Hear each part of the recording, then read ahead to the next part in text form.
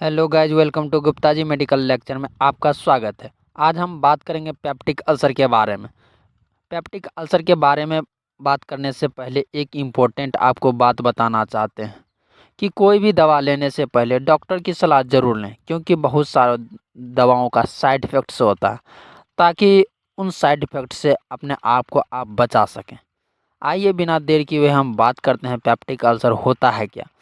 Peptic ulcer का मतलब होता है पेट या छोटी आंतों की अंदरूनी परत पर बना हुआ छोटा सा घाव या जख्म, जो ज़्यादा एसिड या बैक्टीरिया की वजह से होता है। अब हम जानेंगे कि यह कितने प्रकार के होते हैं, इसके बारे में बात करेंगे। इसके दो मुख्य प्रकार होते हैं। एक ये मान देखिए, गैस्ट्रिक अल्सर, पेट की दीवार पर होने वाले अल्सर, पेट के साइड वाले दीवार जो होते हैं उस पर होने वाले घाव को ही गैस्ट्रिक अल्सर कहते हैं। दूसरा नंबर में देखिए, डेडुनल अल्सर। यह छोटी आंत के शुरुआती दौर में, जब छोटी आंत जब स्टार्टिंग होता है, पेट के बाद जब छोटी आंत स्टार्टिंग होता है उसमें होने वाले छोटी आंत में होने वाले घाव, इसको हम डेडुनल अल्सर कहते हैं।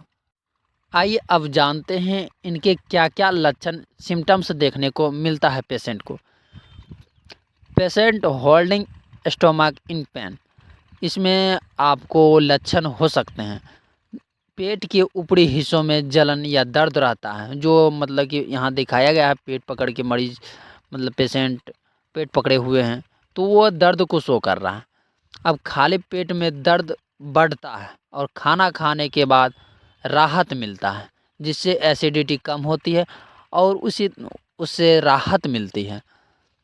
उल्टी और मितली और भूख में कमी होता है। बहुत ज़्यादा होने पर उल्टी में खून, मतलब कि और काला मल आने लगता है।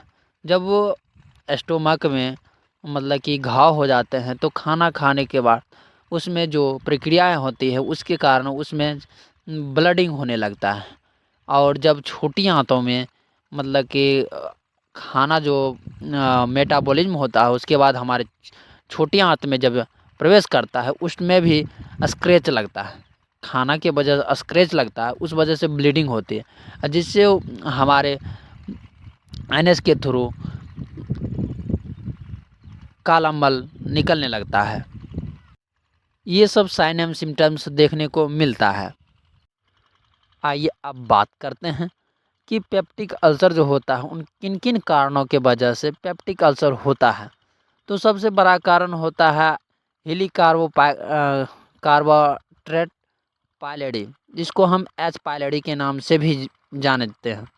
यह बैक्टीरिया इसके अलावा ज़्यादा पेन किलर मेडिसिन खाने से होता है, मसालेदार खाना भी खाने से होता है, तनाव जो होता है, टेंशन जो होता है उसके वजह से भी हो सकता है। धूम्रपान आप कहते हैं, शराब पीते हैं, कोई भी नशा करते हैं, उसके वजह से भी हमारे गैस्ट्रिक अल्सर, डेडुनल अल्सर होता है। तो ये सब कारण की वजह से हमारे शरीर में ये सब प्रॉब्लम देखने को मिलता है। आइए अब जानते हैं कि अगर पेप्टिक अल्सर अब हो गया है तो इसकी हम डायग्नोसिस या जांचें किन किन आधार पर करते हैं। पेप्टिक अल्सर की सबसे भरोसेमंद जांचें होती है जो अपर जीआई इंडोस्कोपी होता है, जिसमें अल्सर को सीधे देखा जाता है।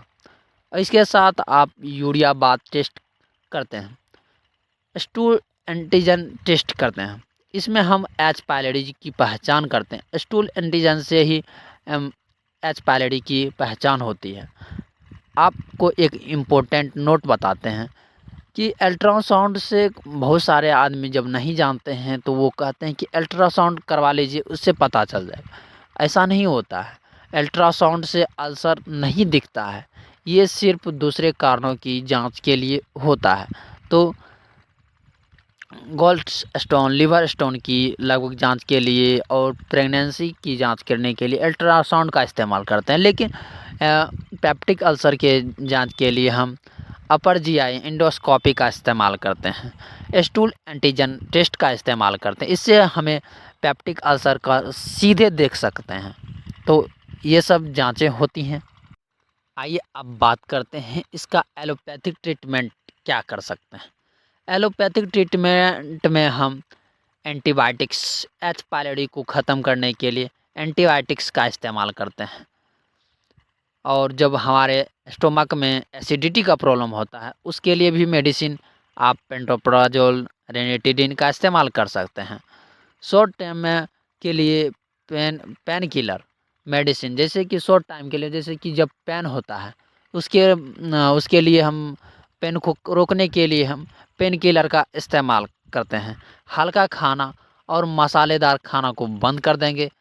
धूम्रपान और शराब से दूर रखेंगे। कोर्स पूरा करें और वरना अल्सर दोबारा हो सकता है। यह 14 दिन का डोज होता है।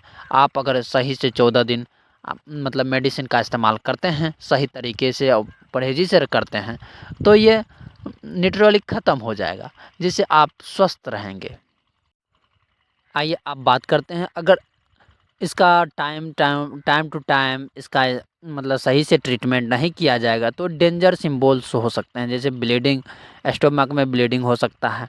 पॉइजन के केसेस अगर मतलब कि पस की समस्या मतलब होती है तो जिससे हमारे ब्लड में मिक्स होता है और हमारे पूरे बॉडी होल बॉडी में पहुंच जाता है, जिसकी वजह से बहुत सारी दिक्कतें आ सकती हैं। अगर समय पर इसका इलाज ना कराएं तो अल्सर फट जाता है और पेट से खून में बहने लगता है, जो जानलेवा सिद्ध होता है। तो दोस्तों, पेप्टिक अल्सर को हल्के में ना लें, समय से रहते हुए इसकी जांच और इलाज सही से करवाएं। अगर वीडियो अच्छा लगा तो हमारे वीडियो को लाइक करें, शेयर करें और ज़्यादा से ज़्यादा मतलब कि हमारे चैनल को सब्सक्राइब करवाएं, जिससे हमारे छोटे यूट्यूबर को मोटिवेशन मिलेगा। तब तक के लिए आप स्वस्थ रहें और मस्त रहें। जय हिंद, जय भारत।